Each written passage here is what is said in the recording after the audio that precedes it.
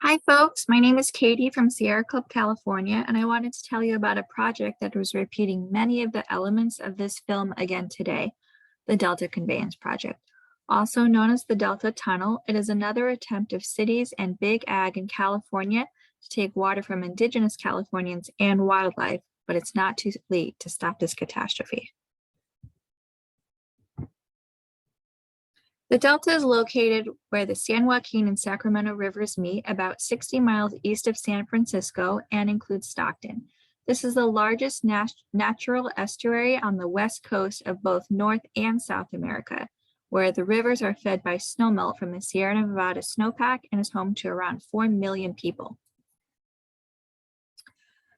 There are a lot of threats to people and wildlife in the delta. Versions of this tunnel have been proposed since the 1940s. The Winmen Wintu, some Miwok, Maidu, and other tribes have consumed plentiful salmon for thousands of years, and then settlers in the 1800s made a pact that they would harvest salmon eggs and sell them abroad, but leave the spawning fish there. After World War II, the Shasta Dam was built, destroying much of the salmon habitat, and as we take more water from the region, things have gotten worse since then. Despite AB 52, which requires tribal participation on any matters affecting them, there has been little effort by any government agency to engage with many of the tribes that do not have state or federal recognition. They have scheduled meetings 3 hours away from their reservations and refused to make accommodations during the pandemic, despite being informed of the lack of broadband in many of their regions. The Delta area itself has some of the highest poverty rates in the state, and the area most affected by the tunnel is largely made up of Black, Indigenous people of color. Water quality will of course decline as there is less fresh water to flush out salt and other impurities in the water.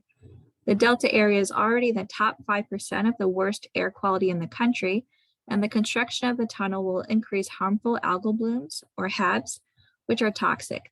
The HABs last summer were 200 times beyond the safe limit, and as water further stagnates from the tunnel, the problem will only get worse.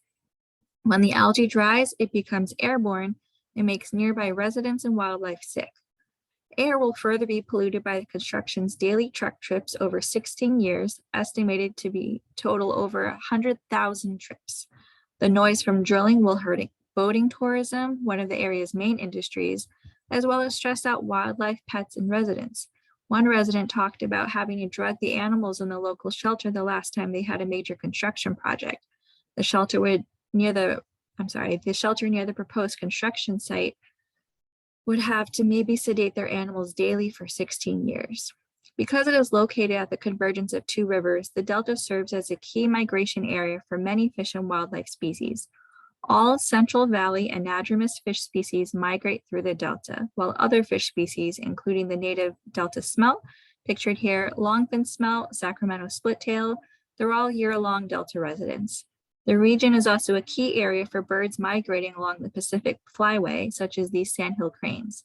The delta smelt has not been found in the region since 2017, unless introduced by scientists, and it is possible that they will be declared extinct any day now. Stagnant water can lead to the spread of algae and bacteria.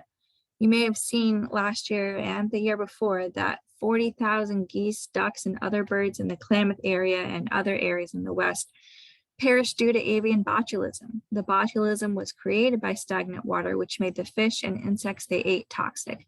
This could be another concern for the Delta region as freshwater flows are decreased, whether from the tunnel or other policies that hurt the region. A common argument in favor of the tunnel is seismic protection, but that is misleading. The tunnel does not address earthquake vulnerabilities in existing infrastructure. Any water exported through the single tunnel would eventually flow to and through existing water distribution systems in the southern San Joaquin Valley and Southern California regions, which are already vulnerable to earthquakes and are not going to be repaired in the Delta Tunnel Project.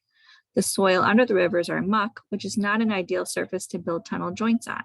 The joints connecting the tunnel shafts will ebb and flow with seismic activity, causing the tunnel to break and to leak.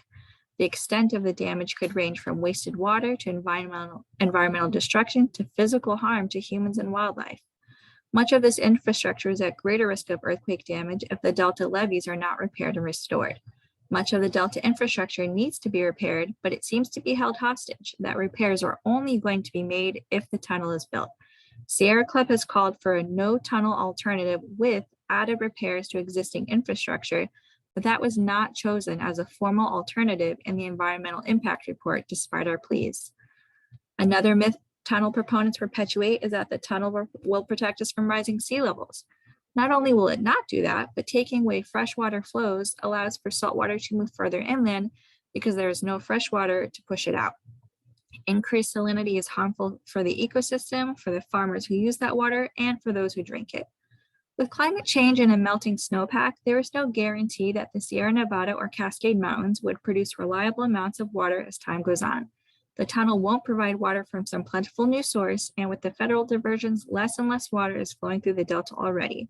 The tunnel will be taking water out of a starving ecosystem, causing fish and wildlife to go extinct, and subjecting Delta communities to poor water quality. Look around right now. There's a drought. There are fights over water transfers in the Delta. There are shortages everywhere. There's not enough to go around, and we have no choice but to look at solutions beyond imported water. The Sierra Club is demanding a common sense alternative. No tunnel plus infrastructure improvements to the Delta area. Southern California demand for water has not only been drastically reduced in the last few years, but demand has remained the same since the 1970s despite huge population increases. Regional sustainable water programs can meet the need if we properly fund them. We advocate for conservation, gray water and stormwater capture, and recycled water, including direct potable reuse. A recent report by the Pacific Institute says California can save over 3.1 million acre feet from these conservation techniques, with nearly 2 million acre feet alone on the Southern California coast.